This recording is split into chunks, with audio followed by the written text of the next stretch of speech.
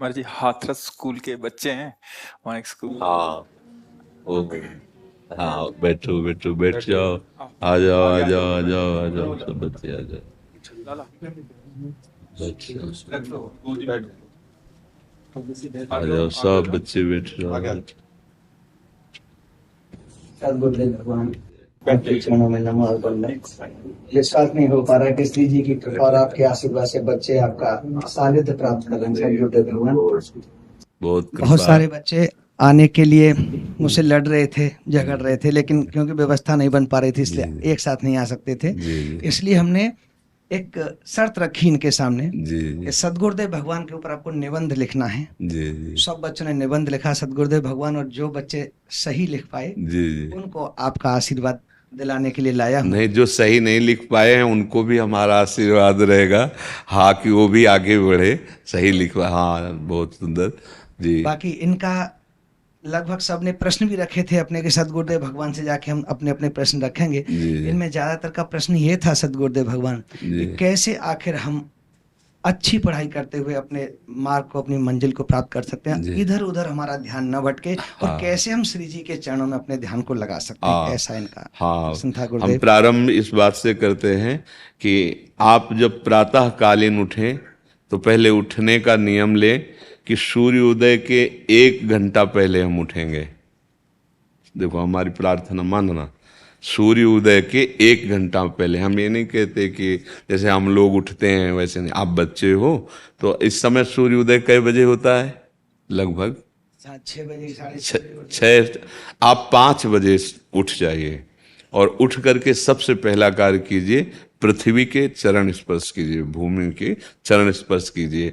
और फिर आप जिस आसन पर बैठे हैं, देखो ध्यान से हमारी तरफ सुनना, जिस आसन पे बैठे हैं, जिस पे शयन किए थे, जिस सैया पर सोए थे, पृथ्वी को प्रणाम करने के बाद उसी सैया में 5 मिनट केवल बैठ जाइए। और 5 मिनट बैठकर 5 संतों का नाम ले लीजिए। आपको कोई याद है 5 संतों के नाम? अगर ना याद हो तो याद कर लेना।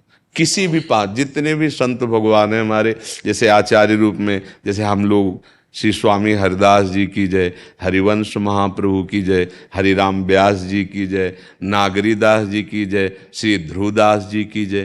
पांच पांच संतों के नाम याद कर लीजिए। वो 5 संतों के नाम, ये जीवन आपका देखना कैसा उन्नतिशील होगा। हरि को निज यस्ते अधिक भक्तन यस पर प्यार ताते ये भगवान नाम से भी बढ़कर प्रभावशाली भगवान के जो भक्तों के नाम। इसके बाद नीचे उतरिए और पहले जो अपने माता पिता, अगर वो शयन कर रहे हैं तो कोई बात नहीं है। अगर वो शयन नहीं कर रहे हैं तो पहले जाकर माथा रखकर उनको प्रणाम कीजिए। उनके चरण, अगर हमारी बात मानोगे तो देख लेना तुम्हारा जीवन कैसा बनेगा।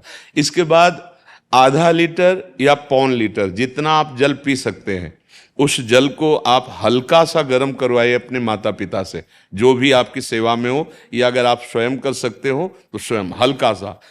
अगर 500 ग्राम पी जाए तो और अच्छी बात है, और इससे ज्यादा पी जाए तो अच्छी बात है। वज्रासन में बैठना आता है? वज्रासन जानते हो आप लोग? कैसे, हमें बैठ के दिखाओ। नहीं, ये पद्मासन है। वज्रासन देखो है। वज्रासन, वो देखो बैठ रहे हैं ये ये। दोनों पैरों को ऐसे करके। इसमें, इससे बैठकर जल पिया जाए, ये आपके ब्रह्मचर्य की रक्षा करेगा, कब्ज नहीं होने देगा, और आपके मस्तिष्क की गर्मी को ठंडा करेगा। ऐसे वज्रासन में बैठकर धीरे धीरे 5 या 10 मिनट में जल पिया जाए। एकदम ना पिया जाए, गिलास में लेकर के 500 ग्राम जल धीरे धीरे उसको पिया जाए। फिर इसके बाद आपको 100-200 कदम टहलना है। फिर इसके बाद आप शौच जाइए। शौच, अगर आपका पेट साफ हो जाता है, अगर नहीं साफ होता है, कोई ऐसी परेशानी लगती है, तो 1 चम्मच ईसबगोल की भूसी और छोटी हर का आधा चम्मच अगर रात्रि में दूध से या पानी से ले ले तो वो बार बार शौच नहीं लगाएगा, पर आपकी आंतें साफ हो जाएंगी। शौच जाने के बाद स्नान करें और फिर तुरंत, अगर आपको व्यायाम आता है तो करे, नहीं तो सीधा सरल बात होती है, 20 बार बैठ जाए बैठक, और 10 बार लेटने वाली दंड। और इसके बाद जो अनुलोम विलोम, जो इससे खींचे इसे छोड़ दे, इससे खींचे इसे छोड़ दे। इसके बाद दोनों हाथ ऐसे करके 7 बार ऐसे करे, सीधा खींचे और सीधा छोड़ दे। इतना ही तुम्हारे लिए प्राणायाम की आवश्यकता है। अब अपनी दिनचर्या में लग जा, जो पढ़ाई का कार्य दिया गया है, आगे तुम्हें और भजन की बात हम नहीं कह रहे, जो पढ़ाई का कार्य दिया गया है वो भगवान की ही पूजा है। आपकी दिनचर्या जो आपको अपने गुरुजी या टीचर जी को जाके प्रमाणित करनी है, कल जो पढ़ाई गई थी आज के लिए, वो आप सुबह सुबह उस समय व्यायाम के बाद, तो आप देखना आपकी स्मृति बहुत प्रवीण हो जाएगी। अच्छा, ये आपकी प्रातःकालीन दिनचर्या है। जब आप अपने गुरुदेव के पास स्कूल जाएं, तो हमें आजकल का तो अब पता नहीं, पर हम लोग जब जाते थे तो अपने गुरुजी को प्रणाम करते थे। होता है प्रणाम, होता है अभी प्रणाम करते हैं, मतलब आप क्या करते हैं जब सुबह स्कूल जाते हैं, क्या करते हैं गुरु भगवान को बताओ। अच्छा, यह सब तो ये ऐसा पहले गुड मॉर्निंग गुड आफ्टरनून करते थे बच्चे। हाँ। अब जब से आपका आशीर्वाद मिला है जी, जी। श्री जी की कृपा से, सब राधा वल्लभ शेरवंश, नर्सरी के बच्चे भी राधा वल्लभ शेरवंश बोलते हैं गुरुदेव भगवान। हाँ, तो जो स्कूल में आपको पढ़ाई पढ़ा रहे हैं वो तो बात है। अब आपको जो हम खास बात बताना चाहते हैं वो कि देखो, अभी छोटे छोटे बच्चे हो, बच्चों में कुछ बच्चे ऐसे गंदे बच्चे होते हैं जिनके गंदी बातें दिमाग में आ जाती हैं और गंदी बातें वो करने लगते हैं आचरण में। आप लोग इतना तो जानते ही होंगे कि गंदी बातें किसे कहते हैं। आप लोगों के पास अगर मोबाइल है तो कभी गंदी बात देखना नहीं। कोई भी बच्चा अगर गंदी बात दिखाए तो अपने टीचर से या अपने माता पिता से जाके शिकायत करनी चाहिए, वो बहुत हानिकारक होती है। कभी कोई भी गंदी बात अपने द्वारा नहीं होनी चाहिए। अभी आप नवीन जीवन धारण किए हुए हैं, आप भगवान की प्राप्ति, देश की भक्ति और बहुत अच्छे अच्छे पदों में जा सकते हैं। देखो, जब हम लोग स्कूल में पढ़ते थे तो कोई ये थोड़ी जानता था कि ये बच्चा अभी महात्मा बनेगा, कोई थोड़ी जानता था। स्कूल में जब पढ़ते थे तो थोड़ी कोई जानता था कि ये मुख्यमंत्री या हमारे देश के प्रधानमंत्री बनेंगे, लेकिन इन्हीं में तो बनते हैं ना अच्छे पवित्र आचरण और पवित्र संस्कार। ब्रह्मचर्य के लिए गंदे बच्चों का संग त्याग करना, गंदी कोई ऐसी हरकत सिखावें या बात सिखावें तो उसको सुन करके छुपा नहीं लेना, तुरंत अपने टीचर से बताना या अपने माता पिता से बताना, और ऐसे बच्चे का कभी संग नहीं करना।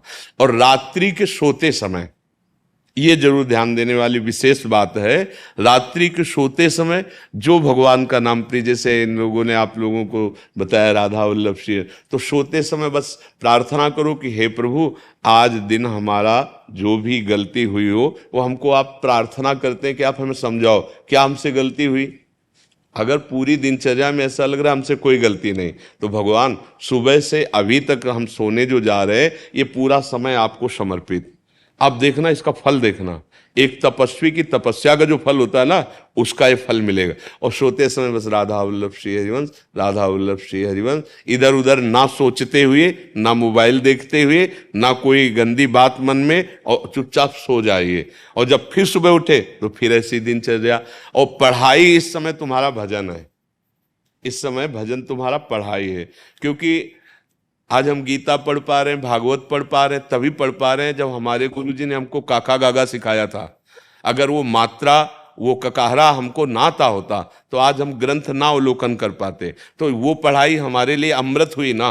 तो उस अमृत पढ़ाई को अगर हम कुमार्ग में ले जाते तो वो विश्व बन जाती। तो ये पढ़ाई भी भजन का न्यू बना ना, तो ये पढ़ाई बहुत आवश्यक है, इसलिए आप मन लगा करके पढ़िए। आपका और कोई प्रश्न तो नहीं है जो आप जानना चाहते हो? गुरुदेव भगवान जी, ये बच्चे राधा वल्लभ शेरवंश, राधा राधा का जाप करते हैं गुरुदेव भगवान, सुबह शाम दोनों समय, आधा घंटा 1 घंटा मंदिर में। बहुत सुंदर।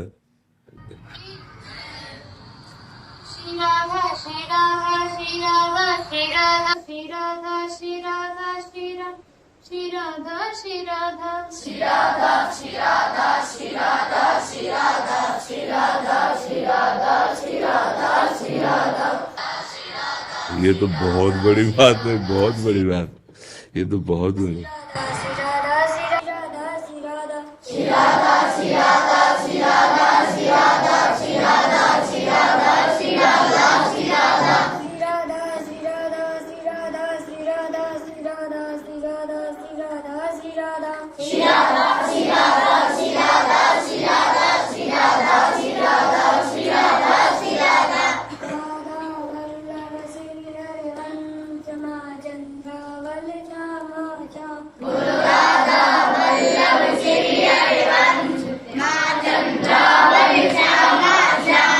ये तो जैसे हमारे गुरुकुलों में पूर्व होता था वैसे ही आप करवा रहे हैं। ये तो बहुत बड़ी गुरुदेव भगवान, ये सब तभी से हुआ जब से आपका आशीर्वाद मिल पाया, श्री जी की कृपा हुई है गुरुदेव भगवान।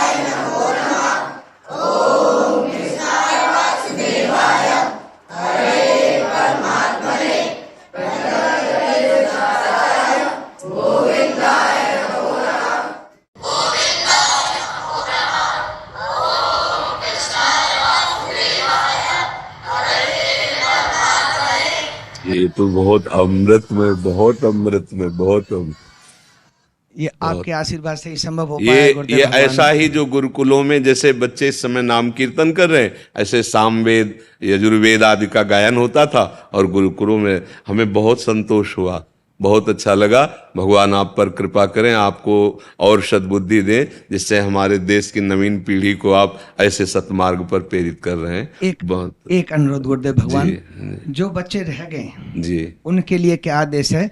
आप एक बार उनको भी लिवा के लाइएगा, जब आपको समय मिले ना तब आप उनको लिवा के। आज हम चाहते हैं कि हमारे देश के बच्चे सुधरे, हम आपको बार बार प्रणाम करते हैं कि जो हम चाह रहे हैं वो आप करवा रहे हैं बच्चों से। सदगुरुदेव भगवान आपका आशीर्वाद, बिना आपके आशीर्वाद से कुछ नहीं। अच्छा, आप लोग और कुछ बात तो नहीं करना चाहते?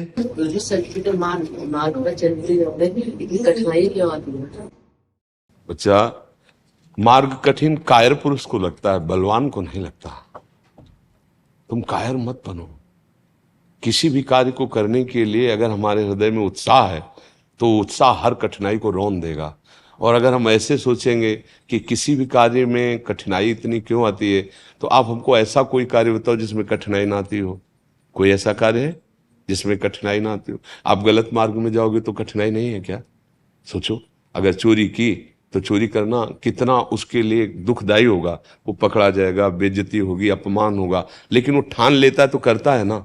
तो जो असत मार्ग में जाते हैं तो क्या उनको कठिनाई नहीं पड़ती क्या? तो सत मार्ग में चलने के लिए, धर्म मार्ग में चलने के लिए अगर कठिनता मिल रही है तो हमको बलवान बनाने के लिए रखा जाता है। देखो, स्कूल में फर्स्ट कौन आता है?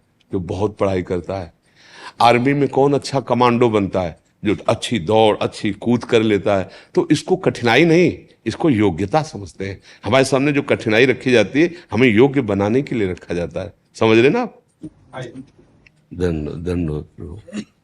बहुत सुंदर, बहुत सुंदर। ऐसी सद्भावना विशेष रूप से बच्चों में फैले। हाँ, बहुत सुंदर।